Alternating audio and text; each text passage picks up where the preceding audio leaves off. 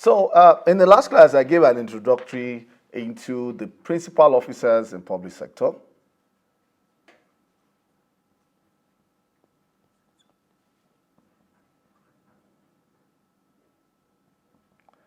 And I told you that we'll be going through them in sequence. So in this video, we'll be talking of the president as a principal actor in the public sector, finance and accounts. Why do we need to know about the president?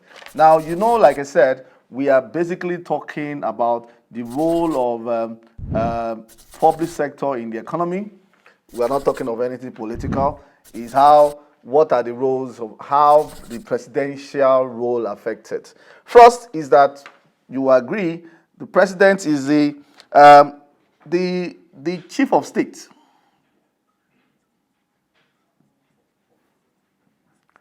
The president is the ceremonial head of the executive arm of government. Is in charge of everything that comes on the executive arm.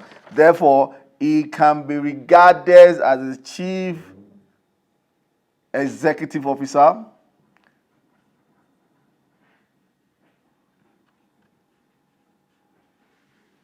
or what you can call the CEO of the Nigerian economy.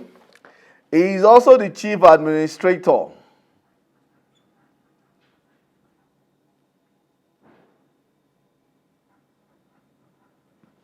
of the economy. So everything, like we always say, the buck stops at the table of the president. He's also our chief diplomat because he's the person that we could say diplomat. So our chief diplomat, because the president is the chief architect of our foreign policies.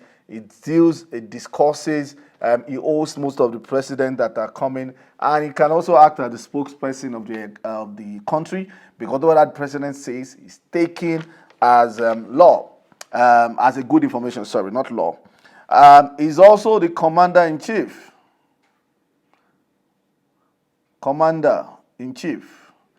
of the armed forces.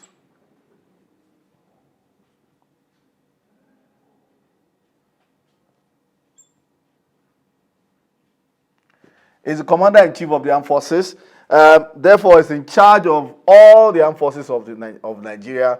And that's why most governors will say that they are not the chief security officer because they don't have any power over the armed forces. And he is our first citizen. Anytime we have the president, he is the first citizen. Now, so how does this duty, the function of the president, how does it now affect the economy? Now, with what we have seen, I mean, it's obvious for, especially now in the Nigerian economy, for you to see even sometimes how the utterances of the president can affect the belief or even body language of the president, can affect how the economy is performing, because it sends signals to other economies of what we consider to be our drive. What is driving us, or the direction that the government is going through.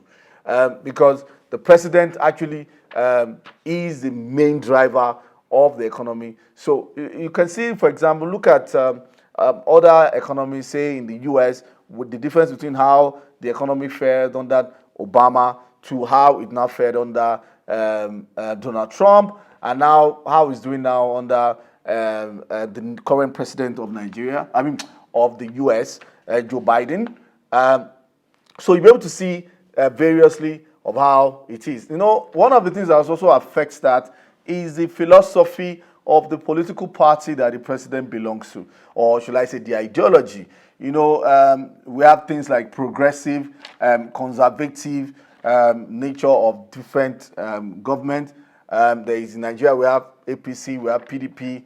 Some claim one is progressive. Some even claim within the progressive, some are conservative. Those are the kind of things that we need to get right in terms of how the economy is moving in Nigeria, the philosophy behind the various political parties, because that drives the manifesto and how the president is. For example, if you look at the British economy, For example, when you see things like when they have the conservative government, you know definitely immigration will be very, very tight. But when they have the liberal government, immigration becomes losing, things like that. So that drives the kind of like geology of government. For example, things like the foreign direct investment. What is the philosophy based on the political party that the president belongs to that it also goes to? And that will have the domino effect on how the economy will be shaped out. So things like, for example, free education may not be something that another government will do because the government may not be a kind of government that believes in it. While some other government, their philosophy is maybe lower taxes, while some other one, their philosophy is higher taxes. Therefore, some believes in borrowing. These are things that you can actually look at. If the political party believes in borrowing, or the other political party may not believe in borrowing, they believe in increasing taxation and all that. So that's it about the functions of president in the state and how it affects the economy.